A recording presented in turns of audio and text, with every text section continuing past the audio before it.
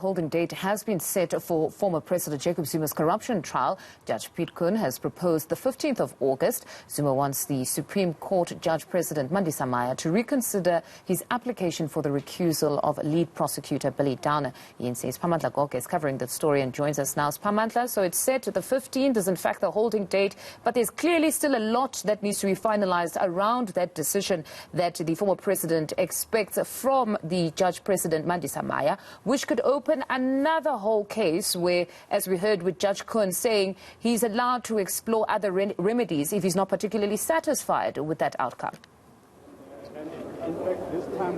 Before I answer that question, Ms. Wanele Manye, who speaks on behalf of the Jacob Zuma Foundation, is addressing now. Let's take a listen. The NPA, because we are very clear that the NPA is busy with the Stalingrad. Since 11th of April, that we've been waiting for the certificate of non-prosecution so that Downer can officially be accused, number one. The NPA has been doing dilly-dallying and all of that. It's just a one-pager. Why is it so difficult? So we hope that by the 1st of August, when that time comes, then at least the NPA would have done the right thing, and by that time Downer would really be an accused number one in that case. Mr. Manye, what the court has also said, basically, they've given you enough time to even consider if you will go to the Constitutional Court. If the Constitutional Court upholds what all the other lower courts have said with regards to Downer's title to prosecute, in other words, that he will be the lead prosecutor, what then will happen on the 1st of August? No, look, I think the 1st of August is also based on all kinds of hopeful thinking. That one hopeful thinking, number one, is that there would be a decision from the SCA. That's hopeful decision number one. Hopeful decision number two is that the SCA would probably dismiss again and all of that. Hopeful number three is that even the Constitutional Court might even refuse to hear us, as it were. So those are all the assumptions that are informing this 1st of August date, which, if you look at it, are actually worrisome assumptions in the first instance, although they look reasonable, but the underlying assumptions on this, they are all negative, as it were. But be that as it may, we'll cross the bridge when we get to it. So in other words, if this matter goes ahead, you've got two terms that have been set down. It's 15 August until 16 September and then 7 November to 2 December. Will you be ready if this matter by force, by fire goes ahead? Well, I think there are quite a few people that that question applies to. Will the NPA be ready? Because by that time, Downer will be accused number one. At that time. So if the NPA is also happy to go with whoever it would be, then it should be fine. So indeed, with everything going according to all the negative assumptions, then 1st of August is the date. So we hope then that the negative assumptions play in one way or the other, and then we know where we are. Right now, it's really too many ifs here. Because what happens, for instance, if the Supreme Court of Appeal does the right thing, and the right thing would be to rule in our favor, then what happens, and all of that. So I think it is very important for South Africa to always err on the side of caution, and the side of caution is not the one that just assumes that we lose. The part of the assumption must be what happens if we win. So then where does that leave us? So we also have that to put in the mix. So we don't know which really is going to happen. But if you win, then it means then the former president will finally, as he's always wanted, have his day in court. So I'm saying to you, will you be ready? He's been wanting it. And what kind of people, if you can tell us, is he hoping to call to the stand to defend this case? I think that would be a great day. President Zuma is looking forward to that day. In particular, I mean, what South Africa is not aware of right now is that as we speak here and now, on the indictment sheet of President Zuma, we're only talking about the 4 million. So this excitement by the whole country is actually a misguided excitement to say we're going to get to the bottom of this.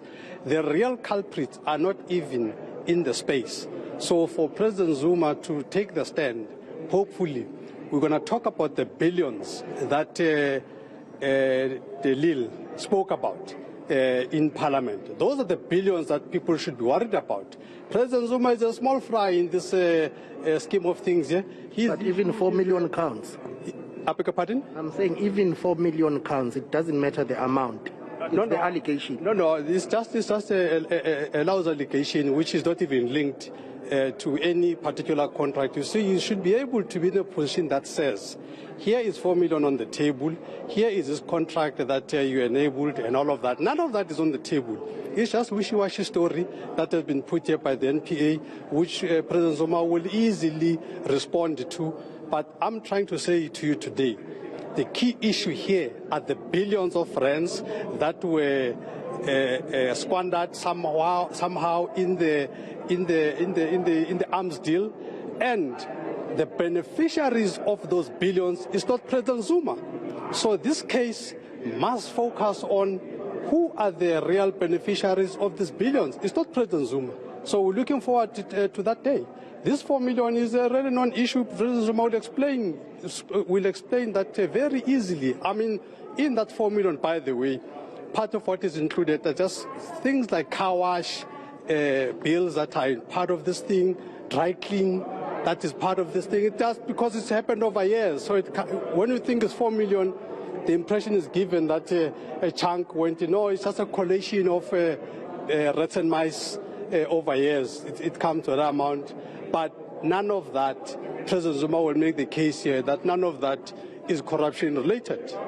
Thank you very much for your time. That is Mzwanele Manya, who speaks on behalf of the Jacob Zuma Foundation. I've spotted Mr. Mpumelelo Zigalala, who is a lawyer here. We'll try and get some reaction from Mr. Zigalala. Kuzen, thank you very much for your time. What do you make of the outcome today? This postponement was to be expected. The judge had said that up until the finalization of that reconsideration application, there will be no movement in this case. So we will go all the way to 2023. Even then, it's not guaranteed that this trial will wrap up soon.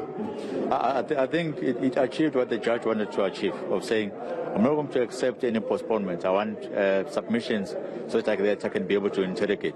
But on a side note, I think the judge has taken the, let's call it the blame in inverted commas, and put it into the court of the eNCA by asking an indirect question, why hasn't this matter been decided all this time? Which is important, by the way, because the way in which our court system is supposed to work is supposed to be efficient. So we would have thought that by this time, at least a date would have been given if that particular opportunity to be heard would have given to the former president. But it's not yet understood why this particular matter has taken so long. However, I think the eNCA and the judge, the president of the eNCA would be better equipped to answer as to why that particular process hasn't been done.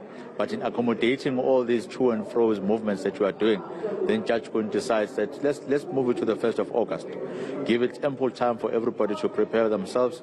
And if everything goes according to plan, the 15th of August will be the start of the trial date. And maybe then we'll see the first witness going into the witness box. It appears that logistically it will be a challenge to continue with this matter in terms of the dates, because even if you do start on the 15th of August, you will have to go all the way up until the end of the term, come back on the second term, or rather on the following term. The dates here for legal representatives and all other parties involved appear to be a challenge, because even when the trial gets underway, you are likely to have these adjournments because some legal representatives will not be available on certain dates. Definitely. That's the issue with trials where there's more than one accused.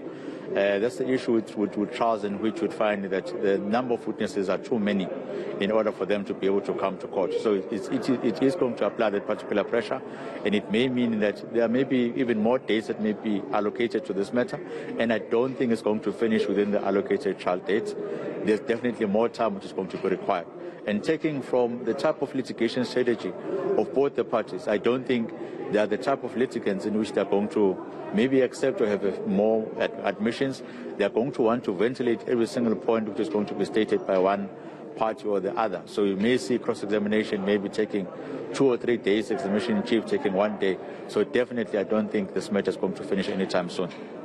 And Judge Kun saying he's concerned about these delays for the accused persons in particular. He has a duty. Section 35 of the Constitution guarantees, or is meant to guarantee, that the accused is supposed to be tried. And there must be some type of finality within the shortest amount of time. And it is the duty of Judge Kun to then say, I want to make sure that I'm eliminating all these processes. But if one of those processes which are preventing the trial to continue are when the accused is saying, I want to exercise my rights, his hands are tied, the only thing he can do is to make sure that everyone is working efficiently, and when the opportunity arises for that first witness to go into the first witness box, he's there available and everybody is there. That's why he was lamenting the fact that all legal practitioners must free up their diaries. Thank you very much for time, Baba. That is Mpumelelo Zikalala from Zikalala and Attorneys, basically, weighing in on what transpired in court today. So let's recap. The 1st of August is the holding date. We come here, we get some progress report on how far would have that application of the former President Jacob Zuma gone in terms of his reconsideration application. If then everything is finalized by then, Judge Pitkun says the court will be ready to start or to resume with this trial on the 15th of August. All right. Siphamandla will leave it there as well. That's our reporter, senior reporter, Siphamandla Goge.